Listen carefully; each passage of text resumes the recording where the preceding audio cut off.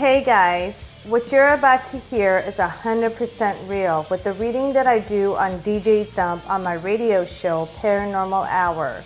The reason why this reading is extra special is because it's very emotional. So try to hold back those tears. It's about his deceased fiance that had crossed over a couple years ago. DJ Thump is happily married now. But back in the day, when he was with his fiance, before she tragically died, she and him were very close. The song that you're about to hear at the end of the show, is a song that was DJ Thump's and his fiance's song that was supposed to be played at their wedding. Now the crazy part about all this is, nobody has ever played that song at the radio station. That song is not even on the playlist at the radio station where DJ Thump controls all the equipment. Right after I did the reading, the song started playing. The song was played by his deceased fiance that crossed over. She came to him to let him know that she was still with him, she was okay, she was happy, and she was always going to be with him in this life and in the next. Enjoy the show and let me know what you think. By the way, I recommend you to get a tissue because you're about to shed some tears. Take a listen. And I'll write your name. Welcome back to Paranormal Hour with Monica the Spirit Queen. Earlier we were talking about the paranormal realm, and we dove deep into the paranormal realm and the different spiritual dimensions with DJ Thump. Now it's my turn. Are you ready? Ready or not? Ready or not, you have no choice. No, I'm doing a spiritual reading on DJ Thump. So you guys listen carefully. There's been something, and I would say over 6 months, well over 6 months now, that's been weighing heavily on your mind that you've been thinking about. And it's a yes or no question, whether you should do it or not. But you're not too sure. And the reason you're not too sure is because you are wondering how it will affect the people around you. Something that you've been thinking. Okay. Well, you're always thinking. That's nothing new. But there is something specific. And I don't want to say it. I know what it is, but I don't want to say it out loud. And you don't have to say it out loud either. There is something that I've been contemplating on, deciding on should I get involved in or not. Mm-hmm. I don't think that it would affect people per se.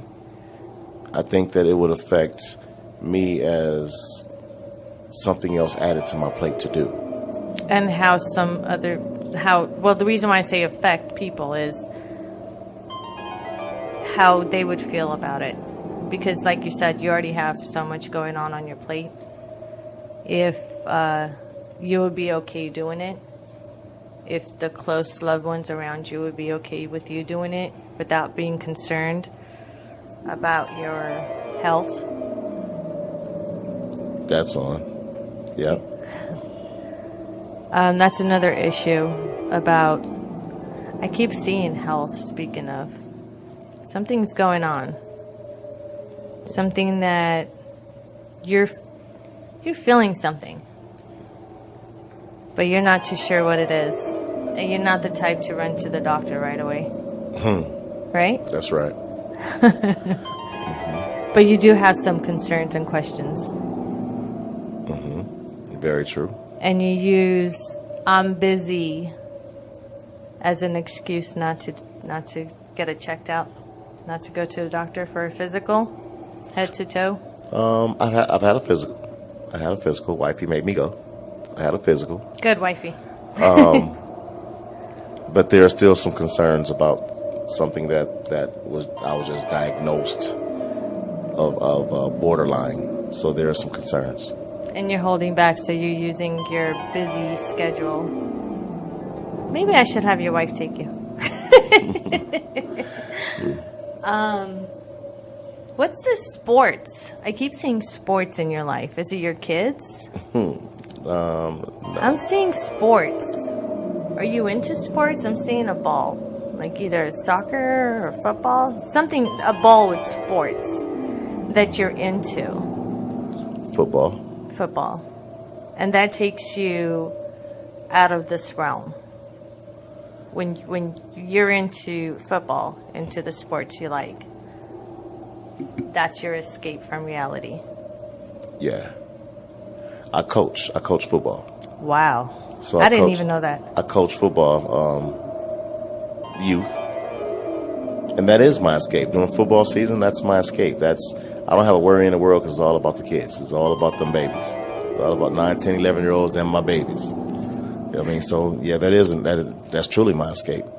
See, I didn't even know that. And I thought I know you.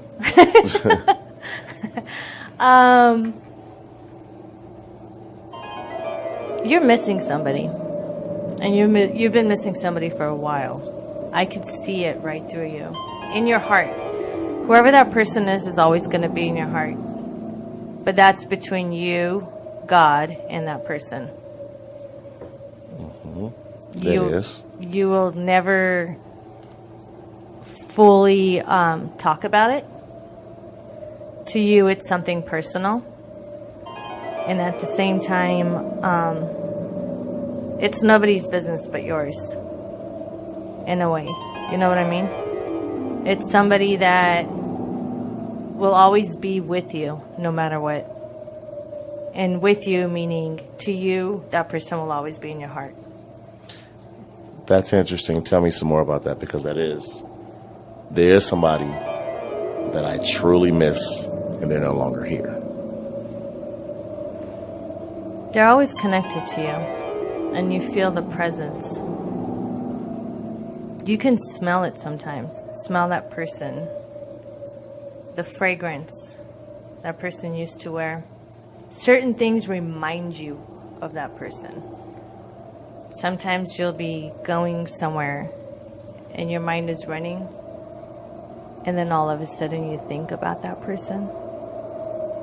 Certain things that you do, certain things that occur, and it's like reminiscing the past.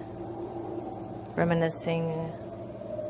And you always wonder, you always think what could have been. What if? That's your main question is what if? What could have been and why? The why is the biggest. I was shot 8 times, March 19th, 2002. And my fiance at that time, she took 1 bullet and she died, and I watched her die. Oh my God. Wow. Yep. And that's who's been around you. That's kind of crazy, because you feel her within the exception of the last maybe year or two. Mm-hmm. Every year around March 19th, even the beginning of March, I would start having nightmares. I would relive the gun shooting. I would relive that night on March 19th. And you were shot 8 times. I was hit 8 times. Wow. I was shot 8 times, twice in my liver, twice in my intestines, twice in my back, once in my arm, once in my leg. You had a guardian angel. Mm-hmm. And her son was in the back seat. I turned around and pushed him down, and the bullet grazed my arm. So I prayer hands over that bullet. Yeah. She's trying to give you closure. She doesn't have closure herself. That makes a lot of sense. Because neither one of us, I didn't know that the reason we were shot because there was a young man that was trying to get initiated into a gang. I didn't know that until later. So it was a big question to both of us, like, why us? Who would want to come and shoot me or shoot her? Right. And there were so many different people that were speculating on what happened. It was a drug deal, and none of that was involved. None of that was involved. But there was so many people saying, "Who did you piss off? Somebody shot you 8 times. Who did you piss off?" And it had nothing to do with you. It had nothing to do with me. We were actually the 3rd victims of 5 within a 2-mile radius. So there were 2 before us, and then there were 2 more after us. Wow. Yeah, I'm starting to get a little emotional because I can feel her. And she's got so much sadness, and you could feel it. And every time you feel her, you want to be alone when she's around. And she's saying, she's here. She's saying every time you feel her, you just want to be alone. And the reason for that is because you like that feeling. You want that feeling back.